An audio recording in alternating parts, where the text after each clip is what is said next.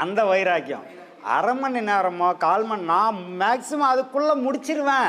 முடியலன்னா தயவுசெய்து எனக்கு அந்த அரை மணி நேரமா 1/4 மணி நேரமா டைம் வாங்கி கொடுப்பா, அப்புறம் தூக்கில் போட்டுருங்க. அப்போ என்ன அர்த்தம்னா, கடைசியாக என்ன நினைக்கிறோமோ அதுவாக நமக்கு நடந்துடும். இதுதான் இது அதாவது பட்டவர்த்தனமான உண்மை. இது ரகசியம்னு கூட சொல்ல முடியாது, இது ரகசியமே கிடையாது, இதுதான் உண்மை. ஒவ்வொருத்தரும் அதுக்காக தான் என்ன பண்ணாங்கன்னா, இறைவன் மேலேயே நினைப்ப வைங்க, மனசெல்லாம் இறைவன் மேலே வைங்க, நன்றியை யாரும் மறந்துடாதீங்க. நன்றி மறப்பது நன்றன்று, நன்று அல்லது அன்றே மறப்பது நன்றுன்னாரு வள்ளுவர். ஆனால் நன்றி தான் அன்றைக்கே மறந்துடுறான். மற்றதெல்லாம் பல கால ஞாபகம் வச்சுன்னு இருந்து எப்படா பழிவாங்களான்னு பார்ப்பான். நன்றி அப்பயே மறந்துடுறான். என்ன பண்ணுறது? இது கலியுகம்.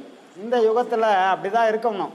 ஏன்னா ஆமாம், வேறு வழி இல்லை. அப்போ நம்ம என்ன அதுக்காக சரி, இந்த கலியுகத்தில் எல்லாம் நன்றி மறந்துடுறாங்க, அதனால் நம்ம யாருக்கும் நல்லதே செய்யக்கூடாது, வரவனெல்லாம் உதைக்கலாமா?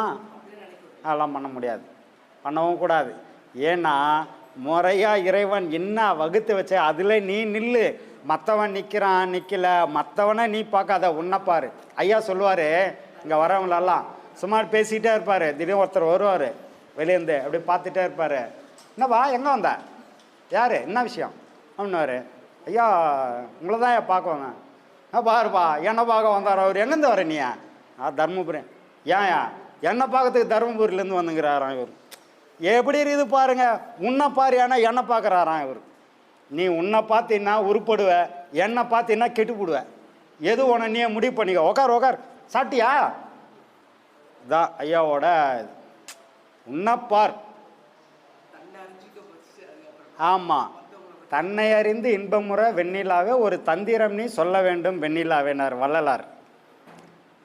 இதெல்லாம் யோசிக்கிறதே இல்லை சில பேர். ஏமா யார் மாதிரியும் யாருமே வர முடியாதுமா. ஆமாம், யார் மாதிரியும் யாருமே வர முடியாது. அப்படி ஐயா மாதிரி வரணும்னு நினச்சா அதை விட முட்டாள் வேற எவனும் இருக்க முடியாது. அதை விட முட்டாள் வேற எவனும் இருக்க முடியாது. ஆமாம் ஆமாம், அதனால் அவர் தான் அவர் மாதிரி வரணுன்றது அதில் அப்படி நினைக்கவே கூடாது. எல்லாருக்கும் ஒவ்வொரு ரோல் மாடல் இருக்குமா. ஒவ்வொருத்தரும் ஒவ்வொரு விஷயத்துக்காக வந்திருக்கிறோம். ஒவ்வொருத்தரும் ஒவ்வொரு வகையில் ஒவ்வொரு விஷயத்த செய்வோம். அதனால் அவர் மாதிரியே நான் செய்யணும் ஆசைப்படுறது தவறு.